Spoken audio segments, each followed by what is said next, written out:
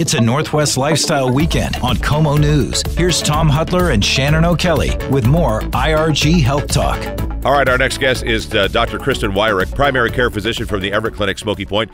Did you know this is Primary Care Month, Shannon? I do now, Tom. It's so important that people understand what primary care physicians provide the entire family. I mean, it's important to have a primary care doc. Do you have one? I do. Good for you. Very glad that I do. Let's talk to Kristin about it right now, too. Dr. Kristin Wyrick, welcome to Health Talk. I hope you're having a great day because I'm going to enjoy talking to you. We were talking offline a little bit. You've got quite a history, and I always like our listeners to kind of understand who we're talking to and kind of what drove you to become a family physician. Right now you're practicing at the Everett Clinic in Smoky Point, but you spent some time in the military, as did your husband. First of all, thank you for your service, and tell us about a physician in the military and how that happened and where you were educated and trained and your interest in family practice. Sure. So I applied and got into the University of Washington.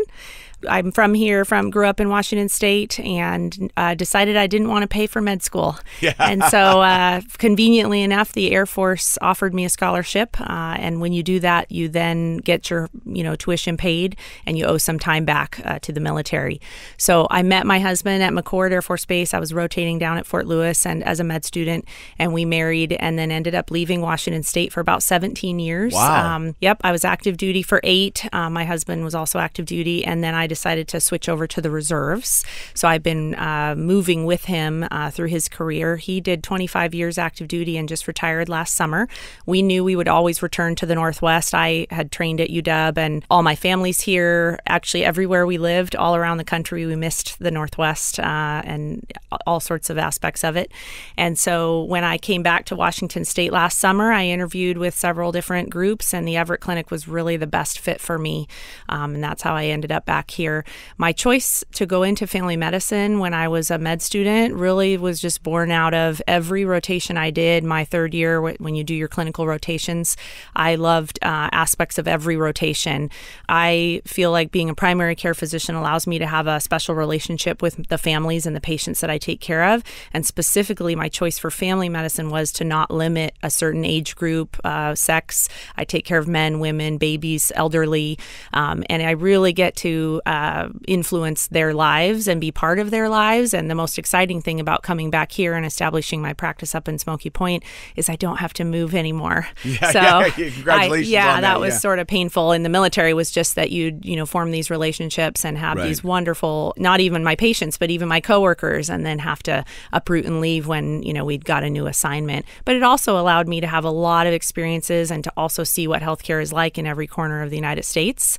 And so definitely am happy to be home and think that I have a good thing here now. Well, again, welcome back. Tell our listeners, kind of a silly question maybe, is there a difference between when we say primary care doctor or family physician? Same thing? Why is the term used different? Why not just family practice physician? Yes, so a family medicine physician is a primary care doctor, but primary care also includes internal medicine and pediatrics. So whereas pediatrics is going to take care of, usually 21 and under, and then internal medicine is only going to see adults. Family medicine, we do peds, we do primary care as far as your preventive care, chronic disease management. We also do a lot of procedures, and family medicine also encompasses gynecology. Right. So, which is a little different than the peds and the internal medicine. But I would say family medicine is one of the specialties within primary care. Okay. So tell us, was there a transition? What's it like to be a primary care family physician in the military versus maybe civilian population? There's not a huge difference. Our role in the military is really to take care of the families, both active duty and their spouses and children. And then we also take care of the retirees. And so you do see a very wide breadth of ages in the military. A couple differences. One would obviously be that in the military, your patient population is all one payer. Right. So you're only seeing patients that have that, TRICARE benefit. Whereas in the civilian, I do feel like there's probably more diversity. I also think now, and definitely in other places I've lived, my civilian practice, the patients are much sicker. So that was one thing about practicing in the military is the patients tend to be pretty healthy, just by nature of them being admitted into the military. It is Primary Care Month, and we're talking about it with Dr. Kristin Wyrick from the Everett Clinic at Smoky Point. We'll continue our conversation with her and Shannon next on Como. It's a Northwest lifestyle weekend on Como News. This is IRG's Health Talk. Back to Tom Hutler and Shannon O'Kelly. We continue with our conversation on Primary Care Month with Dr. Kristin Wyrick and Shannon O'Kelly. Dr. Kristin Wyrick joining us from the Everett Clinic, Smoky Point, primary care physician, family practice doctor. Thank you so much for coming on. Tell our listeners what makes your job efficient so you can get to the root of the problem, because you're dealing with chronic pain, kind of complex situations, because you're the first intervention sometimes in medicine. So I think making the visit as efficient as possible, one of the things to do is to agenda set. And that's not just me setting the agenda as the physician, but really you coming in with an agenda. So often the first thing we're going to ask you, whether, my medical assistant's going to ask you, what are you here for today? And just having your questions or your concerns, clearly stated out in the beginning. I think sometimes patients come in and they wait for the physician to set the agenda, and then at the very end of the visit, when we think we're done, they'll say, oh, by the way.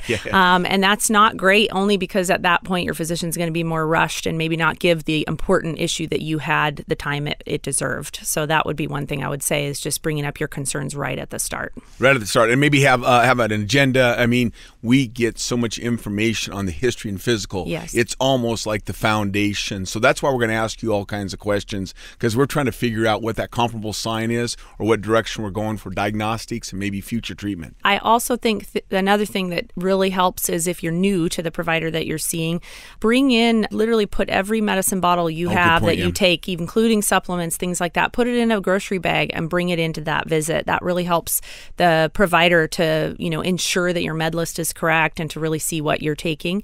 And then if you are new to the provider, any records you have, anything that you think is useful, and so keeping a copy of that and bringing that into the visit can be really helpful for your provider as well. Well, let me ask you a question about medication and medicines. If I'm a patient and I pick up a prescription from a pharmacy X, Y, and Z, and I have multiple pharmacies, how do you all know what I'm taking if I don't tell you?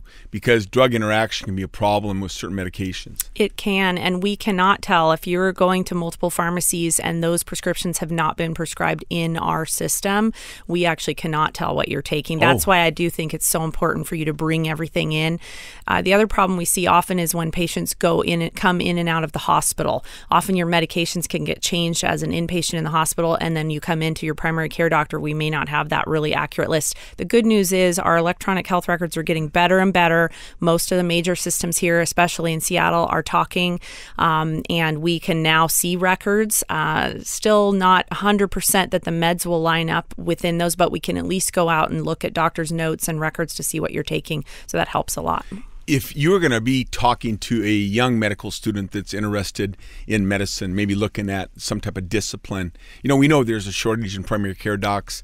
What would you tell that person? What is the reward of being a primary care practitioner? Yeah, I think it's a hard decision for medical students these days to choose primary care, but I think primary care, you can really have a close relationship, personal relationship with your patients, and the continuity that primary care allows, and really to make a huge difference preventatively for your patients is really why I chose it, and what keeps me going back to work every day. Well, there you go. You need to sign up. Thank you so much for your time, and thank you for the information regarding primary care family practice physician. Thanks. All right, thanks again to Dr. Kristin Wyrick, primary care doc from the Everett Clinic, Smoky Point. We've been talking about Primary Care Month and the importance of having a primary care physician. By the way, you can get more information on what she talked about at everettclinic.com. But yeah, Shannon, it's great to have that family doc to go to. It's a lot different than it was, in the days of Little House on the Prairie, but it's nice to have somebody you can trust. Well, you got to have a starting point, and they're great places to start. They take care of the entire family. We'll be back with more after this on Como.